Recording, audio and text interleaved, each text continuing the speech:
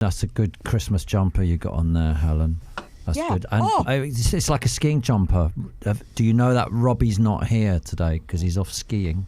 Is he influencing? I think he's actually influencing rather than skiing. I think he's on the mountains influencing reindeers. Influencing a glass of glue vine or something. Let's start the show. Here you go.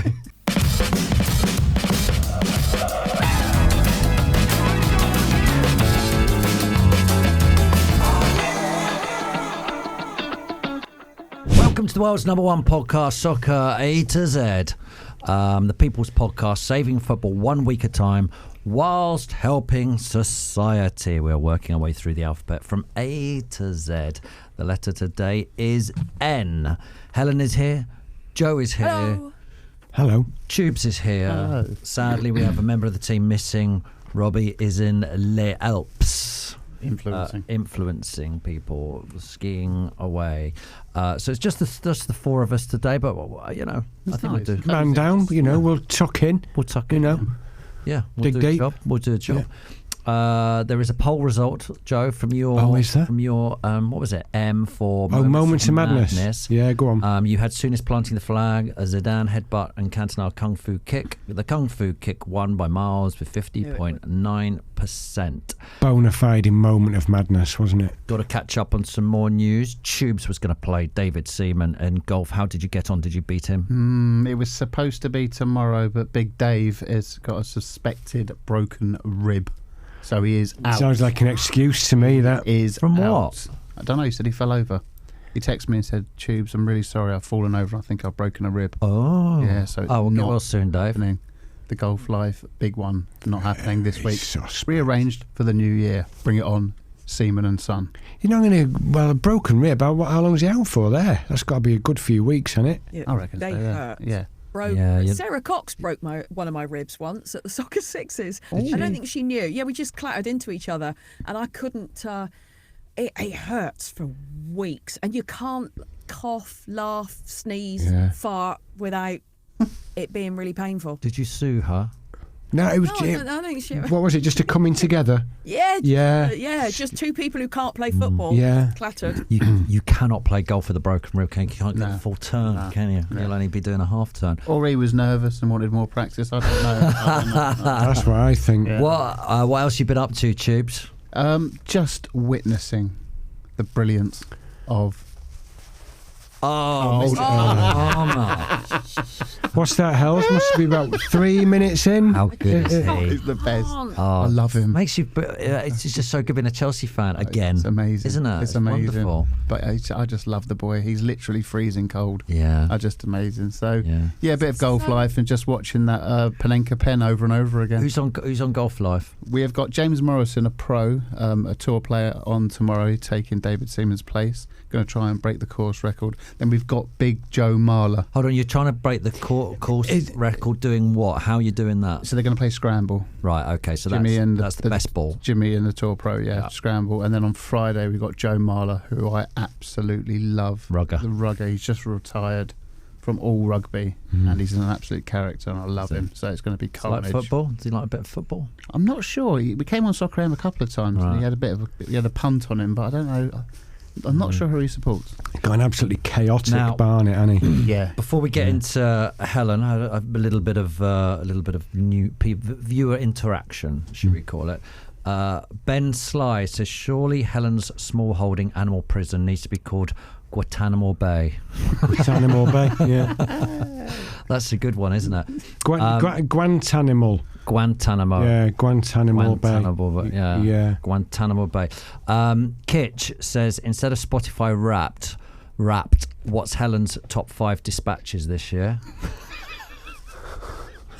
And JG says, has Helen considered capturing any exotic animals for our animal prison? If so, what? Have you considered Helen Chamberlain's top 5 dispatches? Helen, have you considered getting any? Well, you've got rheas. They're not. I don't think rheas are from Britain, are they? No, rheas are quite exotic. Aren't they from the Andes, or is that llamas? No, you're thinking of condors. That's llamas. Yeah, sort of South American rears. Yeah, I'd like a wallaby. I'd like a zebra as well, but you can't find those on Facebook Marketplace, can you? Would you be into getting those like lions or like big cats? Bit dangerous. So. Yeah, but people do. I would. People do keep big cats, don't they? Yeah, I don't think it'd be fair. Two, I think I'd die.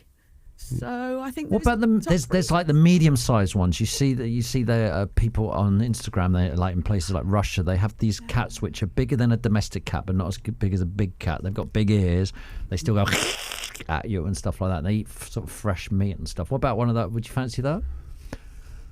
No, thank No. you. Okay. No, bit terrifying, really. Stick to the chickens and pigs. What have you been up to, Helen? You've been doing darts this week, have you? Yeah, I was at the WDF World Darts Championships. I was there for most of the week, but I did the hosting for the semi-final and the final because Blaze TV picked it up. They said, yeah, come on then, we'll show the darts, which is brilliant because Blaze TV is UFOs, aliens, storage wars, bargain hunt reruns, and they chucked some darts on. It was great. And they had to shift aside because the final just overran a little bit, and they had to shift aside Ross Kemp's underwater discovery diving or something. They had to bump that off for the darts, and that made me laugh, so I thought it was great. How was it? Did you get to play yourself? Did you get any 147s?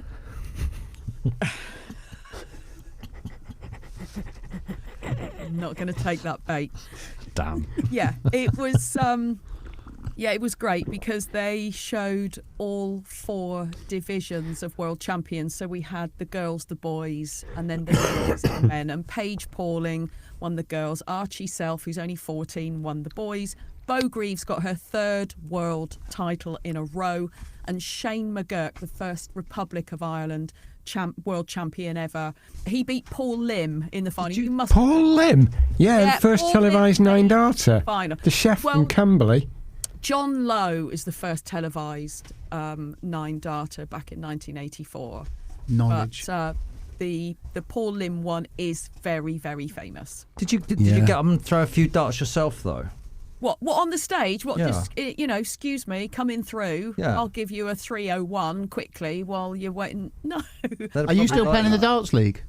I don't play in a league anymore. No. There is a question. I can't find it now, but someone sent it in. And I'll try and dig out their name later. But they said, "What's harder, 147, 180, or a hole in one?" No, it's a 9-darter. 9-darter. It's a 9-darter, not a 180. Was Sean Murphy I think the question said 180, but we'll go 9-darter. No, Okay. it's that's the question. The question is have you got it there? No, it's a well-asked question. It's a well-asked question. That's not what. But Sean Murphy reckons he's done all 3, doesn't he? He came on Golf Life and talked about it. Yeah. And then, but surely a 147's the hardest. 147's the hardest by a mile. By miles. No, yeah. By a mile. Yeah. No. That's not even discussion. Up for discussion.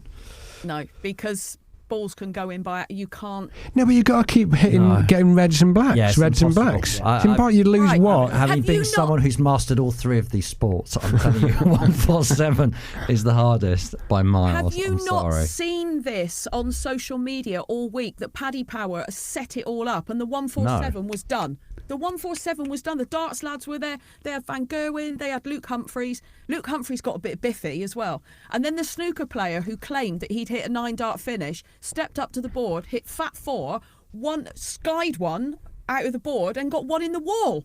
And Michael Van Gerwen behind him just went, yeah. I'm telling you, it's 147. Joe, what have you been up to this week? I've not been so well. I've not been a bit under the weather this week, but I'm all right. I'm on a life's battle. I've kept it quiet. No one really knows. I've not been feeling too well. Did the priest turn up? Was it that bad? The last rites were administered on about Friday. Yeah. But no, a bit disappointed. Wanderers match got postponed at the weekend. Away at Bristol Rovers. Storm Darrow. That's woke nonsense, isn't it? What storms? Calling storms names. Yeah. Storm Darrow. Who comes up with the names as well? But it's like alphabetically. Yeah, but why is it Dara? Why don't they call it Daniel? Or has that been done? Well, they might the next time. Yeah. This is rubbish, isn't it? Where's it going to end? That naming weather. Sunny front Derek. Sunny spell Derek coming in next week. Heat wave, Herbert. Windy William. Yeah. Do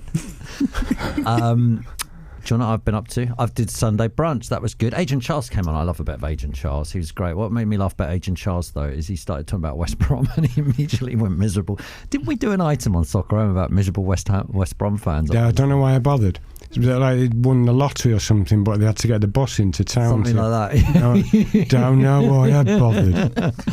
He's got a urinal in his house. Do you know about this? Yeah. He's got he's got West Brom sort of like sign and then a urinal underneath it in his house. And he's trying to explain it, saying how wonderful it was, what a great idea. And I cannot get my head around having a urinal in your actual house. Yeah. Would you like that? Would you? No, it's a bit weird, isn't it? Not. Yeah, it doesn't really tickle my fancy. I think I remember reading a thing that Ozzy Osbourne had one in his living room.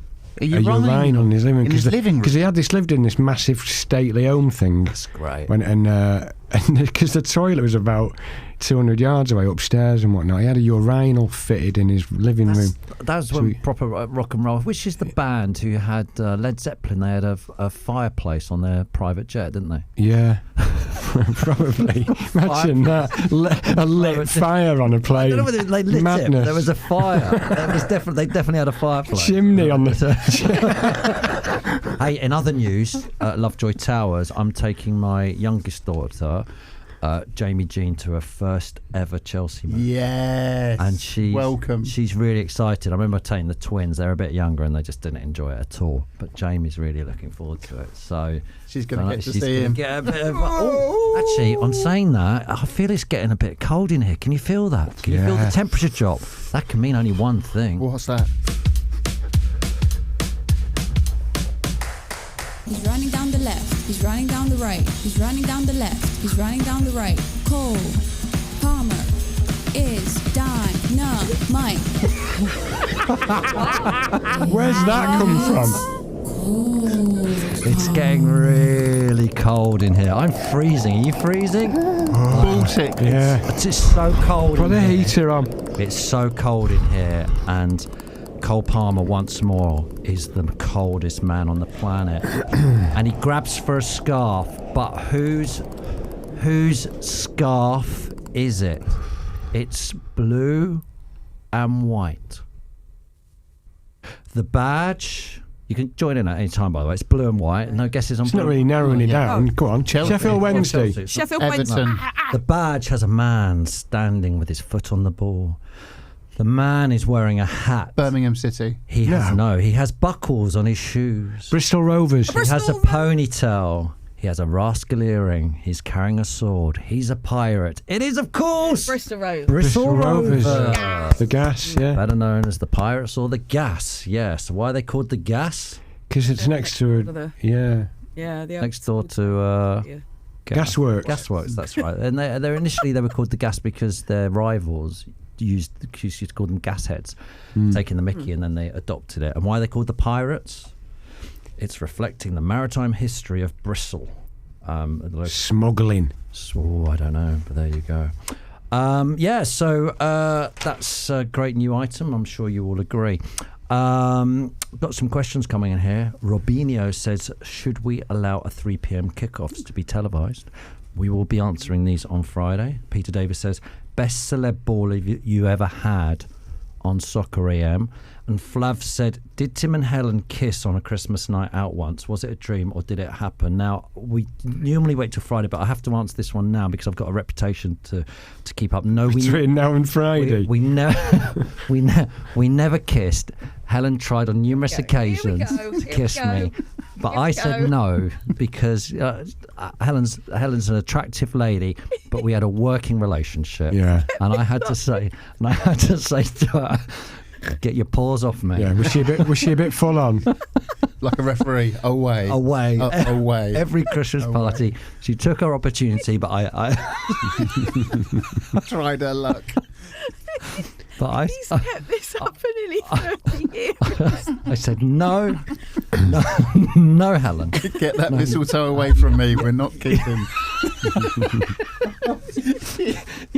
You have to have boundaries. Yeah.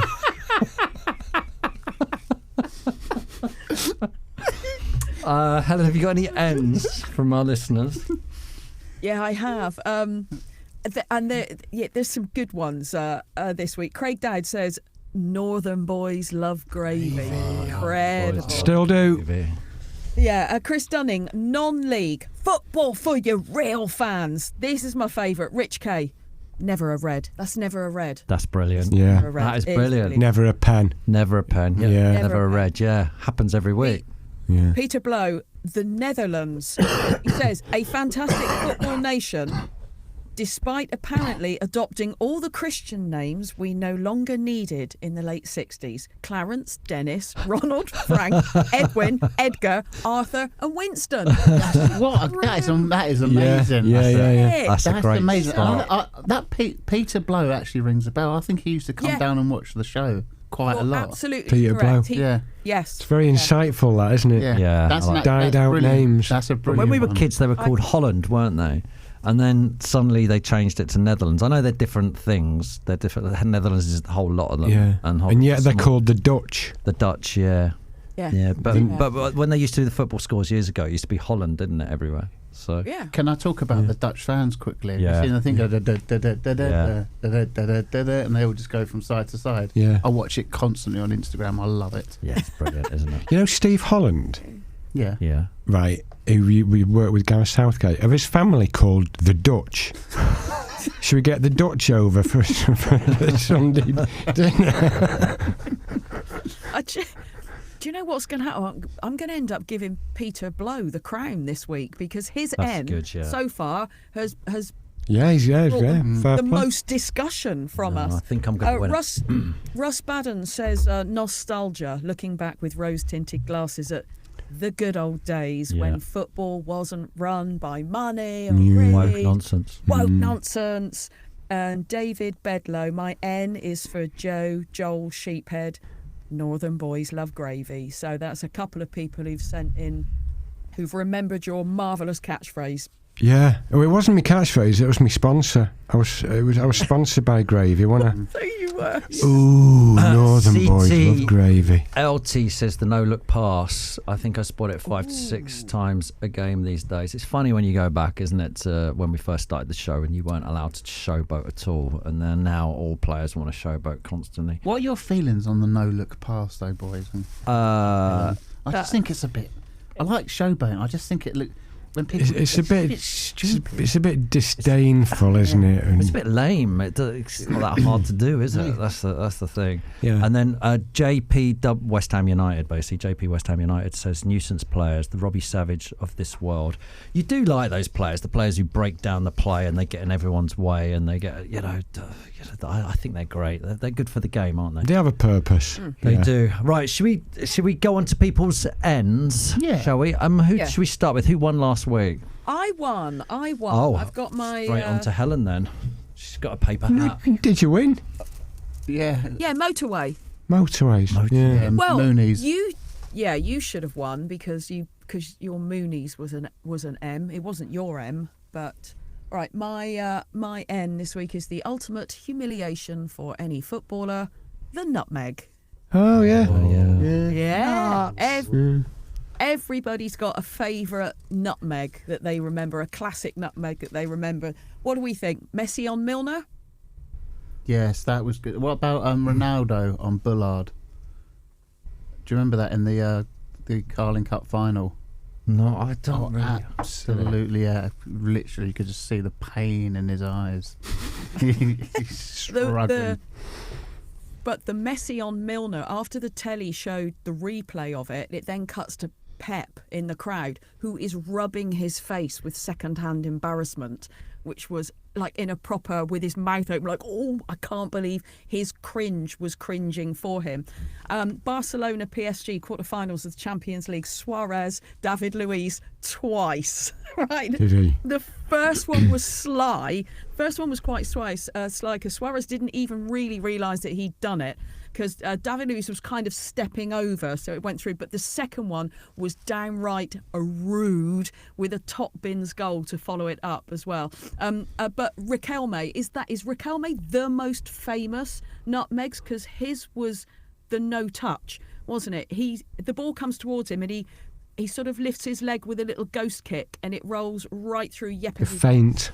How would you define nutmegs? Why is it called a nutmeg? Oh, Helen, have you got the definition? No, you found that out though on Soccer AM, but didn't you say that the definition of a nutmeg was you had to collect it the other side? 100%. But I used to say that, and people just No, said, nutmeg is you have pick to collect it, with right? you have to have contact through the leg and get the ball. That you can't. So there's Kick and collect. when someone puts the ball through the keeper's legs and go, they've just megged him. Yeah. No, that's doing it. You didn't. No. That's not a nutmeg. There's a stage where people were calling that, weren't they? Just the ball through the leg. I think nutmegs have caused more fights in amateur football. I'm so glad you said that. Because do you did I want to fight someone? I did, didn't I? Was it you? Did you nutmeg me? Oh my God! Did you lay into him? Did I? We were playing at That goals. was 6-a-side, wasn't it? we were playing. We were playing at goals. I'd forgotten all about and it. it was That's just come that's why flooding I've been back. laughing for I've completely remembered. I've done this sweet. Tim's come towards. I've literally done it like that. I didn't say anything. I was like, I've just done the gaffer. But it was beautiful. It's like poetry in motion, straight through. You turned round. I don't know. I can't say it on the podcast. Called me beep beep and just kicked me straight up the arse. Did I? Oh, my God. did you? I remember playing with a load of blokes in Watford, and one of the kids stuck a ball through his turn. I went chasing after him, trying to throw hands, as they call it these days. It's just that. It's just the ultimate You sort were of. honestly Yeah, fuming. I know. So Can I take this opportunity? Sorry, Helen. Can I take this opportunity to carry on. apologise? No problem. It was to funny. Tubes? You humiliated me, and you. Yeah, Tubes was a very good footballer, though, or maybe still is. I don't know. I haven't seen him play for a while. Oh, dear. Just don't get nutmegged. No. There's one more nutmeg story that I can't not. George Best was once asked by a journalist if Cruyff was better than him, and this was before a game, and he said, no, I'll nutmeg him tonight. So Best got the ball, and instead of pushing forward, he turned inwards. He weaved across midfield through a couple of Dutch players and went over and found Cruyff and just nutmegged him. Because a journalist said, is Cruyff better than you? And he said, no, I'll go and nutmeg him tonight. And There's the footage of that. it's the story. When I found it, it says legend has it, but I think there has has to. So either the legendary bit is he nutmegged Cruyff and the journalist's bit didn't happen, or the other way round. Yeah. Was Cruyff playing for Holland or the Netherlands? Yeah. Oh, yeah. I think I might have said this on the podcast before, but I played in a charity match with Hoddle, and he was just desperately trying to Swindon. And he was desperately trying to nutmeg me, and I was just, he kept going, come here, because he wanted to stick the ball through. And I was going, when I went to defend him, I was defending with my legs closed. I didn't want to be nutmegged by Hoddle. The Tubes can do it, and some bloke in Watford can do it, but Glenn Hoddle can't nutmeg him. I don't want to throw hands at Mr. Hoddle because he's my hero. Yeah. Who should we go to next? That's decent, very good. Nice, Nutmeg, nice. Decent, got us chatting. Should we go Tubes or Joe or me? I'll go. Tubes is up. Go on, Tubog. Okay, I really like this one. I'm gone for N for nicknames. Oh, good. Footballers' nicknames. So obviously, sometimes you just put Cole E at the end of it and stuff like that. But there's been some really funny ones over the years. And I want to read out the nickname, and you've got to try and guess the player. Okay. Tim will get this one. Simply Dave. Aspilicueta. Yeah. Chelsea. So Aspilicueta, no one could say his name. I just said it wrong then. Yeah. When he got to Chelsea, so they just called him Dave. Aspilicueta, we just call him Dave. This one I haven't heard a lot, but it's brilliant. Bacon. Yeah. Francis. Eggs. No. Someone. Leroy Sane.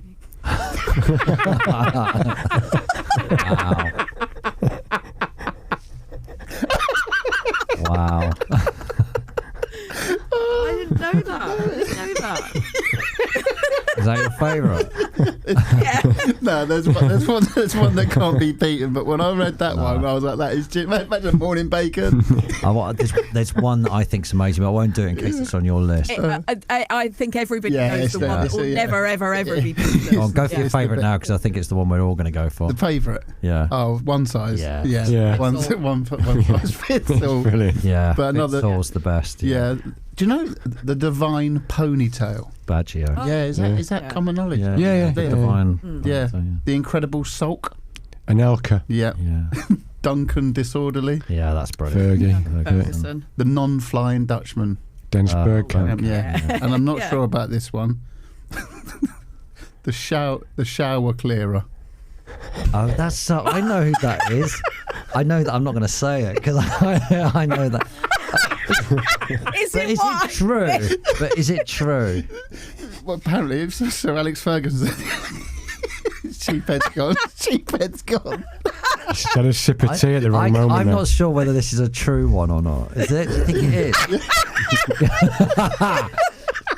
Shower clearer. Shower clearer. What a nickname.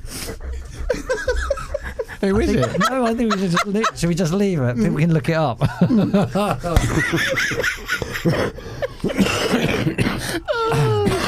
Footballers' nicknames. That's me done. I'll tell you what. That leads us into a bit of stat chat. Ooh.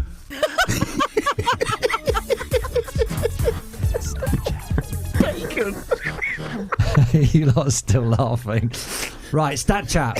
Thanks for all your stats, by the way. They are great. Keep them coming in. Joseph says, as of Friday, December the 6th, only 2 Premier League managers have been sacked. Steve Cooper and Eric Ten Hag. Both were replaced by Ruud van Nistelrooy. Lynch Biscuit says Cammy, Jorginho and Gary McAllister were all born on Christmas Day. Christmas Day. Yeah, you know that. Dale says Glentoran played Benfica in 67-68 European Cup. We drew 0-0 in Portugal, but in the home game at the Oval in East Belfast, we drew 1-1, with Eusebio scoring a late equaliser. This means Glentoran were the first team to lose on away goals. Benfica ended up getting beaten by Man United in the final, and Glentoran fan George Best scored one of the goals. And the final one I've got is Marcus. He says, check out these Boxing Day scores from 1966. They were all the top flight goals. Marcus says, check out these Boxing Day scores from 1963. 66 goals were scored in 10 top flight games. Blackpool 1, Chelsea 5. Burnley 6, Man United 1. Fulham 10, Ipswich 1. Leicester 2, Everton 0. Liverpool 6, Stoke 1. Forest 3, Sheffield United 3. Sheffield Wednesday 3, Bolton 0. West Brom 4, Spurs 4. West Ham 2, Blackburn 8. Wolves 3, Villa 3. That's your stat chat. What a ding dong do.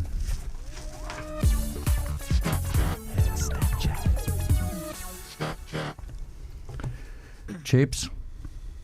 Hello. You've done yours, haven't you? I've done, yep. Joe? Right, are we still on N? Yes, we are, Joe. Put my specs on. Right, my N this week is for 0-0.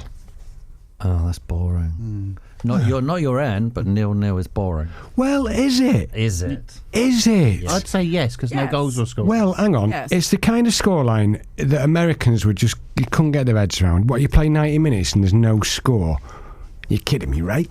It's all part of the game, innit? 380 games in the Premier League last season. How many 0-0s were there out of 380? 73. You've gone big. Yeah. 41. People are scoring these days, so 15.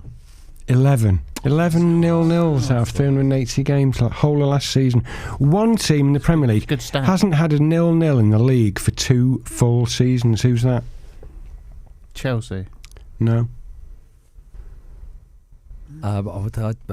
Liverpool. Tottenham. Oh, okay. Tottenham, they still haven't had a 0-0 in the league at the new stadium. You got your memorable 0-0s.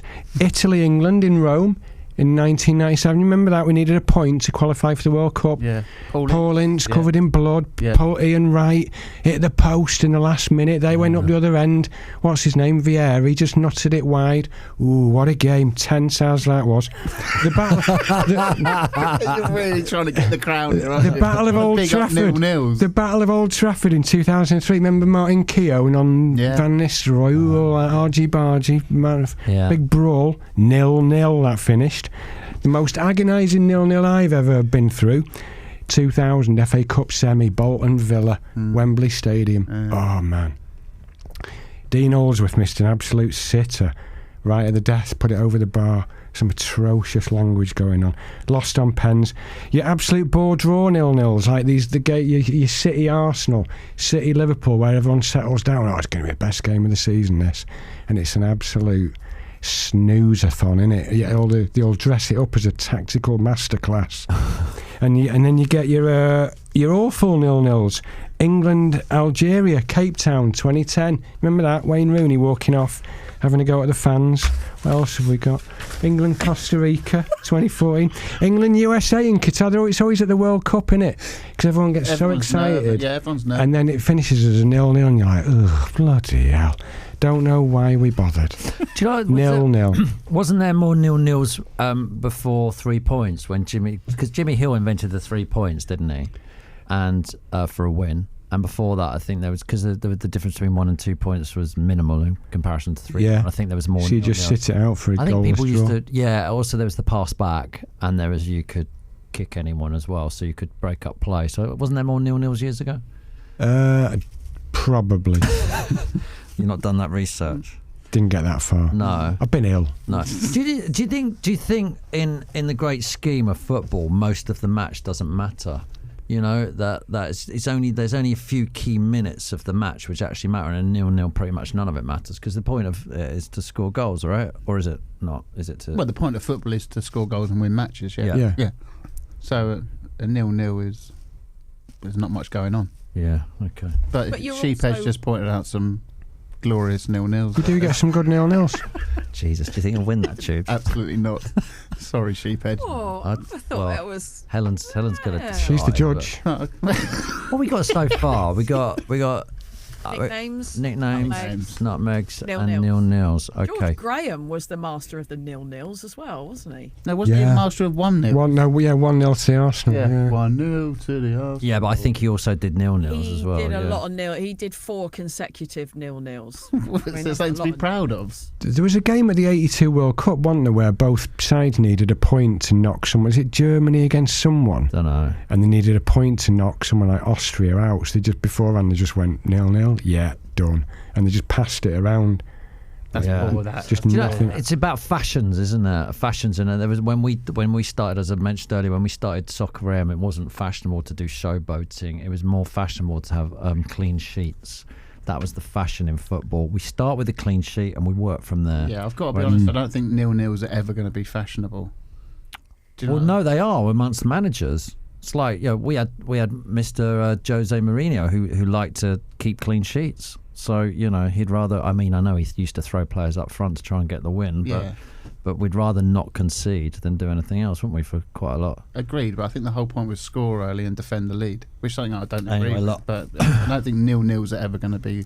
Yeah, but Italian football's based on keeping a clean sheet, isn't it? The whole thing. I think... football's based on keeping a clean sheet. Well, yeah, is it? It depends which way you look at it. Pete, you just said football was based on scoring goals and winning games. Yeah, but it's based on scoring goals and not conceding them. Guys, do you mind if I do an intervention? Not what you said. Can I do an intervention and save the podcast? Has it come to that? This is a good part. Peter Selby. Oh, yeah. I love this man. Guess Peter Selby's interventions. My eyes are closed and I am ready. Let's have a go. Peter Selby, guess the goal. young centre forward receives the ball in the centre circle inside the opposition half. A superb first touch takes it past the midfielder, shrugs him off and accelerates at great pace straight downfield towards the edge of the penalty area. The last defender drops off into the centre of the D. The teenager, he's 30 yards out, central position, drops his left shoulder, moves diagonally to the right, 5 yards to the right of the penalty spot. Out comes the goalkeeper, a side-footed right foot finish into the top left corner and scores a wonderful goal on the greatest stage of all.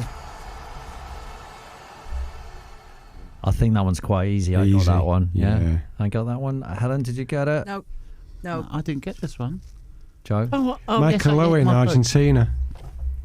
Michael Owen, yeah. You're so good at this, by the way. He is very good, isn't he? There's a moment where the penny just drops and you're like, oh, yeah. Yeah. Was it the teenager? Yeah. Yeah. You gave some good clues in this one. Let's listen to it again.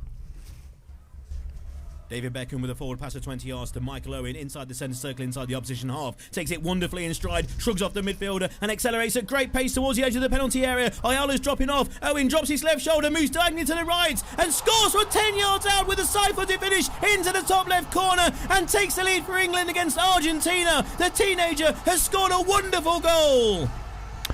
Yeah, just to let you know, Peter Selby is a descriptive commentator, for partially sighted people, and that's why he does it every week. It's fantastic. If you've just joined him, if you listen back to the old one, we've got another 3 of them in the past. I missed that goal. I went for a wee. Oh no! In the pub. Oh. Oh no! Missed it. In the toilet or in the sink? What do you think? Sink. Everyone ready for a chat with one of our celebrity friends? Yeah, please. Now, Joe, you're a very hard-working guy, aren't you? Oh, one of the hardest. But are you working New Year's Eve? No, I'm not actually. I'm free New Year's Eve. Well, our next guest has decided to do a gig on New Year's Eve. Why on earth would you do that? Omid Djalili, welcome to the show, mate. How are you? Very good. It's great to be here. Good to see your lovely faces. Bringing back the glory days of Soccer AM. So good to see you, mate. I mean, you're doing a New Year's Eve special. New Year's Eve? Why are you working New Year's Eve? That's fantastic news for people if they want a ticket. But you know, it's one of those days that people don't usually work. It's one of those days where also we're all on tour and we just thought, why don't we just do something for New Year's Eve, something quick for people before they go out and celebrate, to do a really clubby night, like in a really posh place. The Cadogan Hall is where they normally have like operatic concerts. Yeah. I said, let's take over this operatical. Let's get that audience who are usually just a music audience. Don't know. Let's just give them the most crazy, mad kind of comedy night, and it doesn't have to be our tour shows. It'll be our club sets. It'll be the kind of stuff that we did when we were younger. Helen. When you say we, I'm desperate to know who the we is. Who's on the bill? Okay, on the bill, well, we have Chris McCausland, who's just made the final lip sync. Wow. Who is blind, and he will be revealing a lip because he's been very tight-lipped about his methodology of how he's dancing so well. So there'll be a couple of secrets like that, and also, and it's very much the bald leading the blind, you know. so that's going to be. I'll be bringing him on, and then we've also got one of the top acts. I want to choose someone else who is really on fire right now, and you've got to be in comedy to know that there's very few funnier comedians than Hal Cruttenden at the moment. I love him. I love him. He's so funny. And he's got even funny. You know, whenever comedians get cancelled or whenever comedians have a problem, they just get funnier.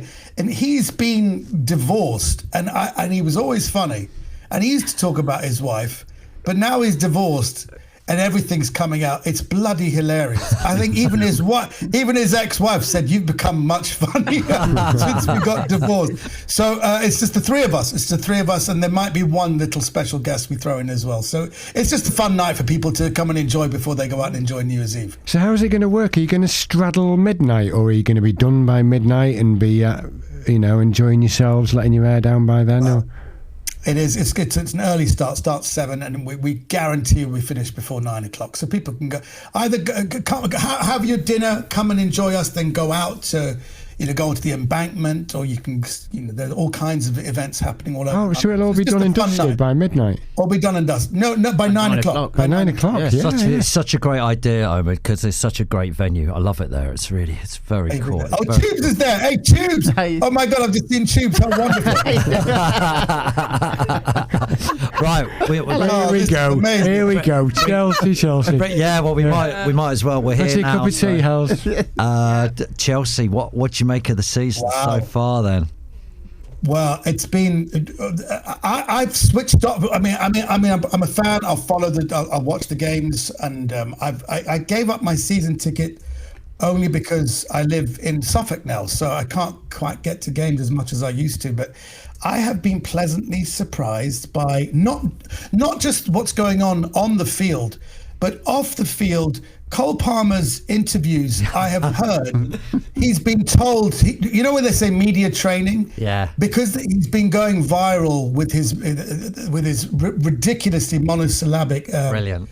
Interviews. I think he's been encouraged to keep that going because he's becoming a meme. Like, what were you thinking before the Panenka? I just want to score. You know, that kind of low-level answer is comedy gold, and he's being encouraged to keep in that vein. It's brilliant. Very Chelsea. What do you think of him as a player, though? You've seen many greats there, you know, Zolas and stuff of this world. I mean, I think he could be the best player I've ever seen in a Chelsea shirt. Oh, yeah, that's a hard one to say because when you look at, for example, Hazard's goal against Tottenham in the 2016-2017 season, and you see how quick Hazard was. I don't think Cole Palmer is that quick, but I did send a tweet out that a lot of Chelsea fans really resonated with because when you see that effectively he won the game with the Panenka, because it was 4-3, and had he not scored that, Chelsea wouldn't have got the 3 points.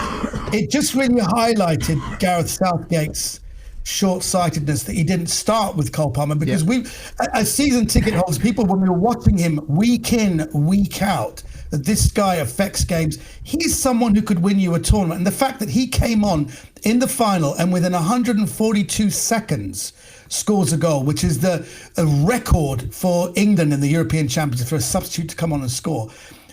I just felt nothing but anger and hatred towards Gareth Southgate for not using him more. Didn't he set up Ollie Watkins for the goal against Holland as well? He did, yeah. I mean, he's one of the most. We've seen him. He's the most low-key person off the field, but on field there is. And honestly, you have to say, what the hell were Man City thinking? Getting rid of him. Chelsea have to do everything to build the team around him. And as Merson said, every team needs an X factor. He is an X factor. He is someone who actually, importantly, inspires the other players to raise their game and give them confidence. So actually there's that little bit of like chemical, you know, it's a catalyst to change the whole mentality of the team. And that's what you need. That's why at age 22, I've never seen anything like it. Yeah, brilliant. Do you think he's got a fear factor? Do you think teams see him when he comes on and just like, of course, they'll be part of the team talk. He'll be part of their team talk. Make sure you listen. Yeah, but they don't know what to do with him. What do you do with him? He floats around. You just cannot. I remember there was I had a football coach once because I was saying, how do you find space? What do you do? I mean, can you teach that? And he just said, no, you can't. There has to be pure football intelligence for you to know where to move, and you don't have to run. Jan Molby, remember Jan Molby? Yeah, what player? The only overweight footballer we've ever had at the top flight. And he just said, I used to pass and walk, and it was all football intelligence. I never ran. I just walked, and I realized that you don't need to run or sprint. You can walk and still affect a game. And Cole Palmer does run, and he actually does a lot of running off the field. If you see his off-ball running, he's always running. But when he gets the ball and the way he uses space is intelligence on a level that you actually cannot legislate against. That's why he's such an X factor. Omid, thank you so much for joining us today. And we're gonna have to say goodbye to you now because we're going to lose every supporter who doesn't support Chelsea soon. Listen, mate, best of luck with the New Year's Eve gig. Say hello to Chris for me. Guys. He's a top bloke. I really like him, and I hope he wins. Very funny. Hope he wins Strictly. Thanks a lot. Great to see you, Omid. Hopefully, see you in the new year. Good For to see sure. you, Good to Omid. see you guys. Cheers, Bye-bye. Omid. Thank you. Bye-bye. There's not enough Cole Palmer on the show, is there? Is it time for my N? It is. my N. I'm going to go different this. Shock. You're going to try something. I'm trying to win. I'm the only one who's never won the blooming crown, and we've been going for weeks. My N is for non-contact. Okay. And I just thought it'd be nice to have a discussion about it. I'm just going to put a few pointers in there first. So obviously, we know that there used to be a lot of contact in sport years ago in the game, didn't we? In fact, I was listening to an interview with Vinnie Jones, who said in the '88 Cup final how he went to take out Steve McMahon early doors, 2-footed, get rid of him because he was going to control the game, and he said that's the way football was played, and we have to admit that it is a completely different game from what we used to now as it was in '88. Yeah, it's completely different. They've taken, and they've even got a thing where they say about intent. So even if you win the ball, if you win it too aggressively, you can get booked. It's gone so much now that the teams are not encouraged to tackle, because if they do tackle, then there's a potential card, isn't there? Yeah. So we've gone away from that. So we've ended up with non-contact sport. In fact, if you do see a good tackle, there was one in the Champions League a few weeks ago, Liverpool Real Madrid, where they get running on social media because there's a tackle in the game. Those are the moments that get the crowd off their feet. They spark a game into life. Yeah. Well, before I get on to what I really want to do with you guys, I'm just going to tell you what Xavi Alonso said, and this changed my whole view on non-contact, because in Britain we love a tackle, right? But Xavi Alonso said this: I don't think tackling is a quality. At Liverpool, I used to read the matchday programme, and you'd read an interview with a lad from youth team. They'd ask age, hero, strong points. He'd reply shooting and tackling. I can't get it into my head that football development would educate tackling as a quality, something to learn, to teach, a characteristic of your play. How can that be a way of seeing the game? I just don't understand football in those terms. Tackling is a last resort, and you will need it, but it isn't a quality to aspire to, a definition. And then he goes on to say it's hard to change because it's so rooted in the English football culture. During our games, it's noticeable that every 50-50 challenge is met with a roar of approval from the crowd. Yeah, it's just Joe said. And even if you don't win the ball, often there is a ripple of applause for some players. It is how they accept it now and how they judge whether they've had a good or bad game.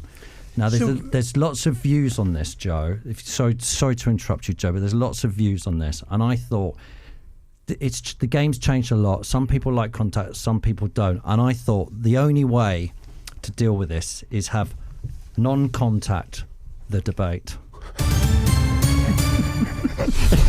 He's so desperate to win, isn't he? Helen, do the right thing and never let him win. I've got Helen with his head in hand. I've got a stopwatch here, Joe. And I'm His own sting music and all sorts. Brilliant. I'm going shopping on Amazon. I thought nil-nils was quite good. Joe, I've got 30 seconds on the clock, and I want you to represent in 30 seconds why non-contact in the game is a bad thing for it. You can start now. Well, it's because, as I've just said, these are the moments that spark a game into life. They get people's hackles up. They make it more of a contest, right? What happens if the ball is in play and somehow there's a bad pass, or, where the ball squirms loose and it's there to be won, and it's a 50-50. You're not going to stand aside and go, after you, Claude, are you? The ball's there to be won. If it means going in and trying to physically win the ball, I'm not saying you go in to hurt them, but the ball is there to be physically won. The end. Great. Tubes, you've got 30 seconds in non-contact the debate to say why non-contact is good for the game. Go. Why non-contact is good for the game? Go. I don't think it is good for the game. No, debate. You'll see more free-flowing football, more dribblers, more beautiful scenes. And is that my time up? No, you've got 15 seconds to go. Play the dance off. You've got 15 seconds. Get out there. You'd see more tricks, flicks, showboating. Probably better goals because no one's closing you down. Yeah, that's my argument for the end. The end. Okay, 30 seconds. Helen, do you want to jump in on either side for 30 seconds? Just as a viewer, what I want to see is if one player has the ball and another player goes towards him to get the ball off of him, to tackle him. I want to see what that player is going to do to avoid the tackle. It's part of my viewing experience. I don't want a player, I see in the Premier League, a player has a ball and stops and looks up and looks around, knocks it forward a little bit and stops and looks up. And I think if you were playing in the lower divisions, you would have had your feet taken away from you by now. You can't stop on the ball. That's why I quite like the end. 30 seconds. 30 seconds are up. That is the end of the debate show. We can't do. Next week we'll be in Norwich, but that's the end of the debate. If we could have a vote. Actually, let me just say a few things in favour. Apparently, players' careers are longer now because there's less injuries, because there's less tackling. So I read. I just really want to go so. This is nonsense. That is true, Helen. Non-contact. The so thing, because it's like saying to a Formula One driver, we're going to get all the cards and they're only going to go 50 miles an hour because it's safer. You know, I suppose it's part of the game. We want a challenge, don't we? So of course you do. Like you see the winger get played in down the line for him to run onto, and the fullback is cut, or the centre half's coming across to cover, and the whole crowd's like, "Oh, here we go," and he just cleans him out on the touchline, or he gets to it first and just nips it past him. It's brilliant. I think what we had is when we, fantastically, by the way, when we got all the foreign players over and then we had the foreign managers, we also had their thought process on less 50-50 tackles and more towards the skill. Is that fair or is that rubbish? No, I think it's fair. But I suppose the Italians loved to tackle, didn't they? I was going to say their name. They were filth. Yeah. So I'm probably talking rubbish. Yeah. I'm surprised Alonso said that. Yeah, because if you're a defender, most of your game is, on the basis of winning the ball back. Yeah. So it's I cannot see. He's just thinking about body positioning, I guess, isn't he, and whatnot, and shielding the ball and blocking off attackers rather than actually having. It has gone so far in favour of the attacking footballer now. It also encourages diving as well too. It's gone so far that way. Now that the sport is completely... I was watching a video the other day of tough tackles. I mean, they were horrific, by the way. Some were stupid. And they were ridiculous. Yeah. But, it's gone so far the other way now, hasn't it? Anyway, I think that was good, right? That had everything, music, passion. I think that's his best showing yet. That is... It was a debate. Yeah. Helen, before you make up your mind on who's won, we've got to do your WWFs. WWFs this week. Jimmy Horwood said Sunday League playing out from the back. There's a team in Swindon, they lose by 10 goals every week and they still do it. That's brilliant. Yeah, they're not going to move from their principles. No. Can I just interrupt you there, Helen? Because Noel says in the woke nonsense, under 11s teams in the Surrey League playing with holes in the back of their socks. Utter woke nonsense. I just love that. I love that. Coming home to your mum, she would go, "What the hell have you done to your socks?" We do have the greatest "What's Wrong with Football" coming up in. I'll do the others first. Cairn says the demise of long-sleeved shirts. Oh yeah, I love a long-sleeve shirt. Yeah. Does anyone in the Premier League wear a long sleeve now? Well, they wear the kind of under things. But actual long sleeve shirts. I've not seen one for years. There was the classic thing with Arsenal, wasn't it? The captain decided whether they used to go out in short sleeves or long sleeves. Long sleeves. And the captain decided, and not all the team wore whatever the captain decided. I like that. Yeah, but I think they just go short all the time now, don't they? Yeah. Stagman says the expanded Club World Cup. Robin Punter says, I'll tell you what's wrong with football and it needs to stop immediately. Recycling the ball. It's just a bloody pass. Yeah. That's brilliant. That is brilliant. Yeah. It's like in transition. It's what we're like in transition. What does that mean? Let's think of new names for things. Yeah. Woke and nonsense. Yeah. That's not even the best word. Baggers Alex says combined 11's the worst football content out there. And here's the best. WWF. Ant P says Yanks going to the pictures to watch midweek League One games. That's the Wrexham thing, is it? That's so good is because he said going to the pictures. Yeah. Oh, Was right. our word that we used to use before everyone started calling it the movies. We Yeah, would go go to to the pictures. pictures. Yeah. Yeah. Have you seen those big screens they watch it at, though? I saw a thing with Danny DeVito was in some Yeah. bar in New York yeah. watching Wrexham play Stockport. Was it Stockport? I don't know. And like they got a winner in the 92nd minute. Imagine what those first 91 minutes must have been like for Danny DeVito. What is going on here? What? Oh, they've scored! Oh! Have they got one of those bars though in London we can go to? Because these things are just they're just absolutely huge, aren't they? The screens, they cover the whole one side of a pub, and they're sort of curved, and you actually feel like you're there. Have you seen these? Yeah, they're things? brilliant. They are. Where can we find one and go and watch a game? Because that looks absolutely That'd be epic, amazing. wouldn't it? I'd love to do that. A couple of woke nonsenses for you. Jacob Robbins says, "What's wrong with football?" I saw two watching Match of the Day tonight. The draft excluder on free kicks, a non-penalty taker holding a ball before the actual penalty taker takes over. Woke nonsense. Do you know that thing they're doing at the moment? They're holding the ball, aren't they, before they give it to the penalty taker? Yes. I'll babysit the ball for you. You don't worry about the ball. I quite like the draft excluder though. Do you? Yeah. Brings it on. Helen, you've got to decide who the winner is. Tubes.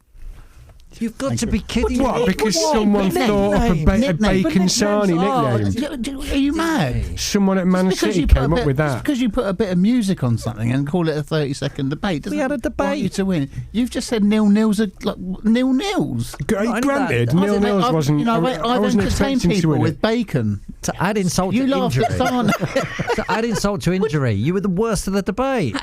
Because you're trying to get me to you debate something I don't agree something with. you didn't what want you to have to debate. do if you're a That's why politician. you didn't win. That's what you have to do if you're a politician. Yeah, but I'm not a politician. You don't have to. I'm a podcaster.